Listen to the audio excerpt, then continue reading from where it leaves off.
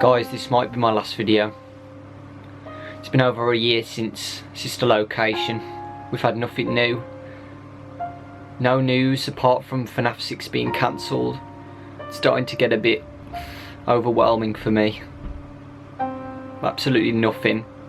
No news. I can't do anything. No more videos about FNAF anymore. It's just completely dead. I'm going to have to do something that I've been thinking about for a while. But I think tonight is the day where I'm going to have to do what I need to do.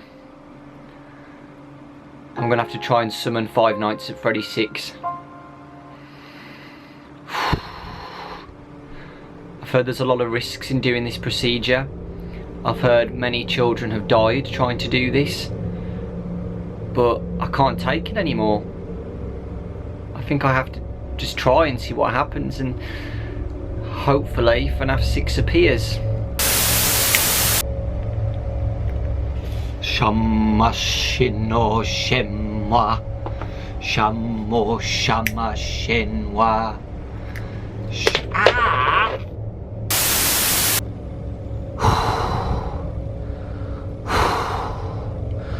Here we go.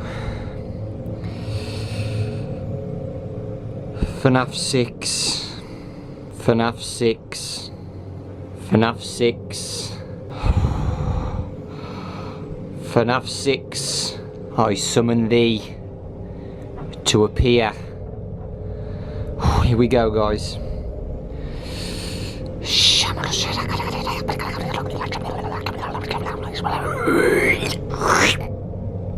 Oh, grapes! Freaking grapes! After all that effort and work, I got a bowl of grapes. Not just any grapes, guys. No, it wasn't just any grapes. Seeded grapes. Not seedless. Seeded. Guess we're back to square one, guys. I don't know what to do. After all that work, all I get is seeded grapes. No. What the frick's happening? What the frick? I don't usually comment on theories or timelines, but I want to this time. This was a very satisfying and important episode of Game Theory. I won't go through the video point by point, but I will say, for those of you who was really upset about the idea of Mic Trap, or upset about the idea of Purple Guy being literally purple, or hung up on 1983 versus 1987, watch MatPat's video and breathe a sigh of relief. Smiley face. Oh my god!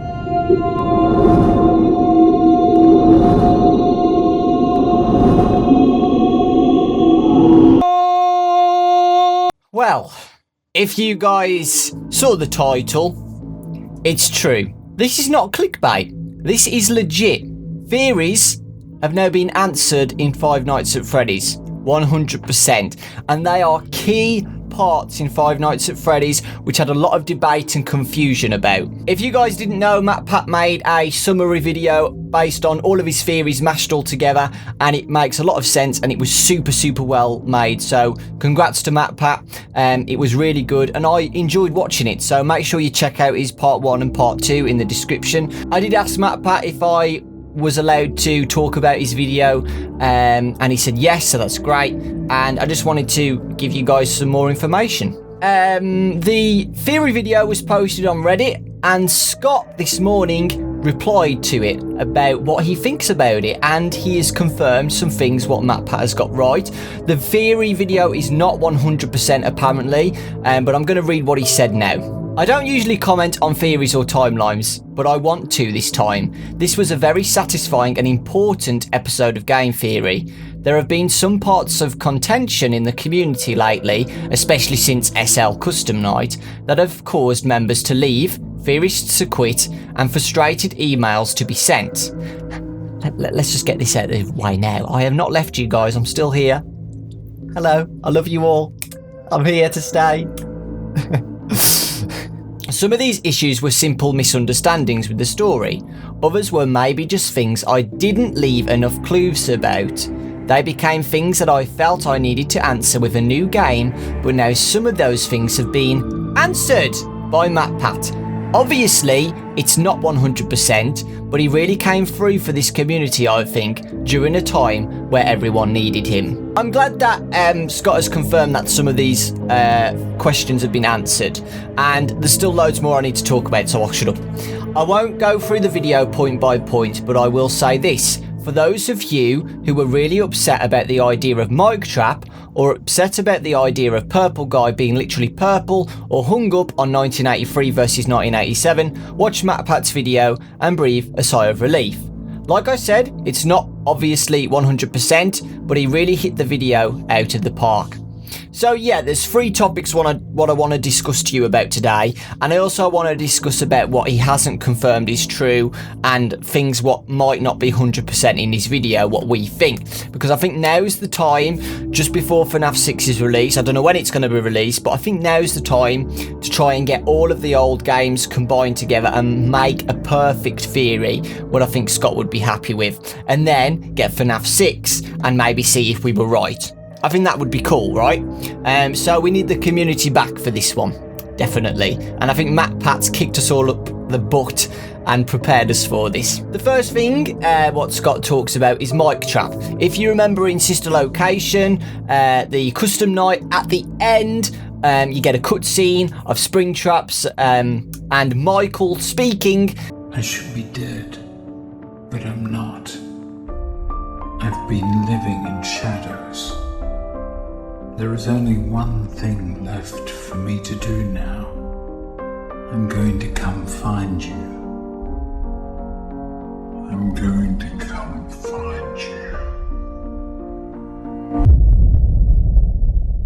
A huge impact in the community because it was such a great cutscene, but it left us with a 50-50 split between Mike Trap and William Trap. The cutscene is 100% after the fire of FNAF 3.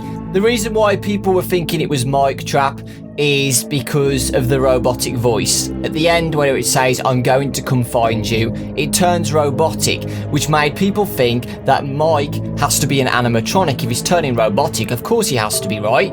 That made us think that it was Springtrap. Another reason why is because Purple Man, when his flesh starts to rot, he turns purple, he gets the white pin dot eyes, and that same figure goes into Springtrap and dies, and people think, oh, that's because Michael goes back to the old location and takes apart the animatronics because he's trying to set the spirits free. They mistake Michael for his dad and he gets put into Springtrap. From MatPat's point of view, that's not true. William goes to the old location and destroys the animatronics to get rid of evidence or whatever he wants to do, and then turns into Springtrap. That's confirmed now. That is how the story is set now. Scott has confirmed that. William is in Springtrap. It's not Mike. William is inside Springtrap. The "they thought I was you" is to do with Sister Location, how he got scooped. Baby and the others thought he was William, so he got scooped. That's basically the summary of Mike Trap and Will Trap. It's definitely William Afton inside Springtrap. And the upset about Purple Guy literally being purple, MatPat says Scott made Purple Man purple because he couldn't, due to the Atari mini games, he couldn't make it a dark colour because you wouldn't be able to see him, so Scott decided to make him purple. And that's what Scott has confirmed, because MatPat talks about that and he says, or the upset about the idea of Purple Guy literally being purple. He's not. Scott's used those colours to make him stand out in the minigame, because if he used black or anything like that of him being in the shadows, you would not be able to see him.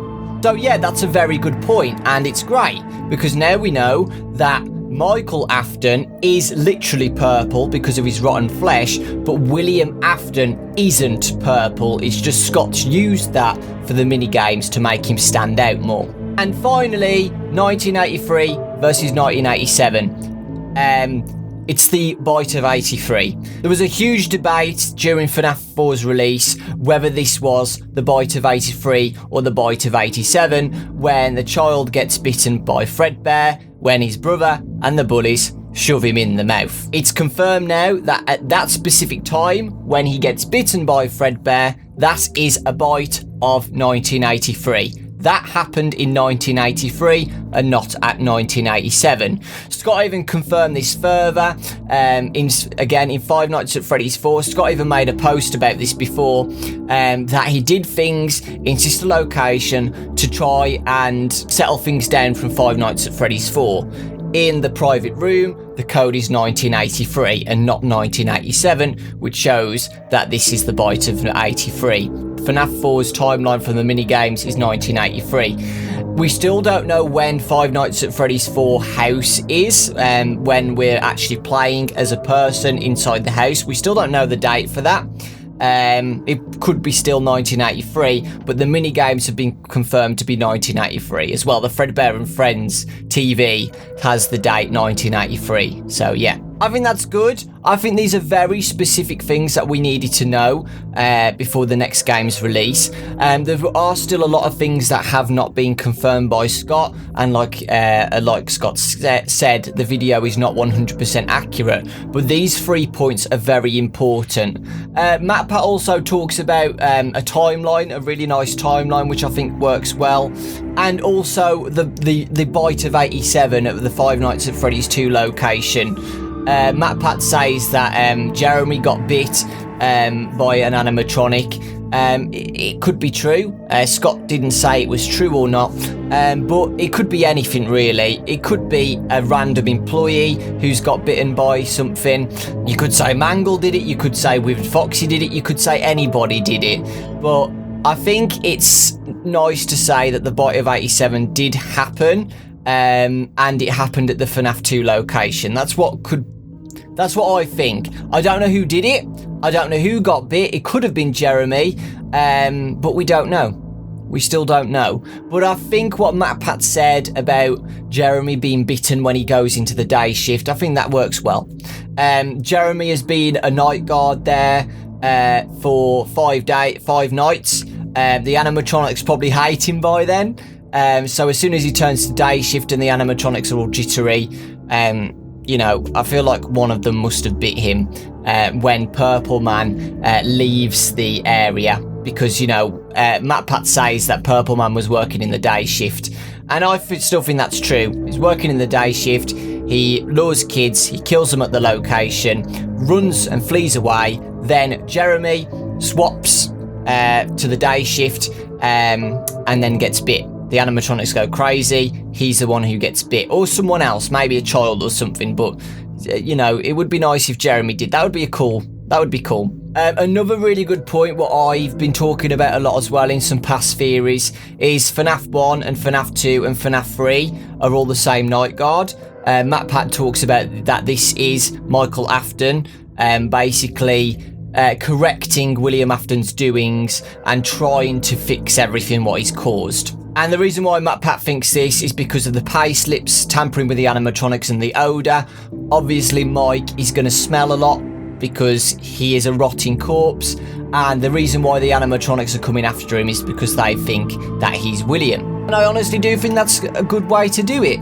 I think it's cool. In FNAF 1 he's there to try and fix everything. In FNAF 2 he's there because his dad's literally just killed kids and he wants to fix that. And in FNAF 3 he's there because he wants to finally make everything rest in peace and burn the whole place down. He wants to burn it all down and just get rid of everything forever. And I think that's a nice way to do it, and I think that makes me comfortable. I'm comfortable with that. I think that works well. But sadly, at the end, you see that the place has burnt down, but William Afton is still alive, and we don't know what's happened with Mike. There's still loads of things what haven't been confirmed yet. Like, we could pick off everything in MatPat's video, what we don't know what's 100%. Like, who's Golden Freddy? Who's Shadow Freddy? Who's Shadow Bonnie? Who's the puppet? What happened with Baby and the gang? Stuff like that we still need to solve. But theories are theories, guys. Theory is a theory. You can't 100% get everything right, and like Scott said, really hits the video out of the park, and he also says it's an important and satisfying video. So I'm really comfortable with it. I think it works well. Some parts I disagree with, but they're not big problems, like, you know, maybe the mother being Ballora. I don't know about that. I do think the girl is with baby, the daughter's with baby, and that's why Michael has gone down to fix everything. I do think that the first child murdered was the puppet. So yeah, I'm excited for the next game. I'm excited to see where he takes it, definitely. And hopefully more answers are going to be solved than confused, like we've been experiencing. But yeah, thank you so much for watching, guys, and yeah, I really do appreciate the support. And I'm very, very happy that some points have been made. I've made hundreds and hundreds and hundreds of theories about FNAF, hundreds, and some things I've got wrong, some things I've got right, but that's what theories are like. That's what theories do. They make you think. If you get something wrong, you keep going and try and get it right. Lots of love, and I'll see you all next time.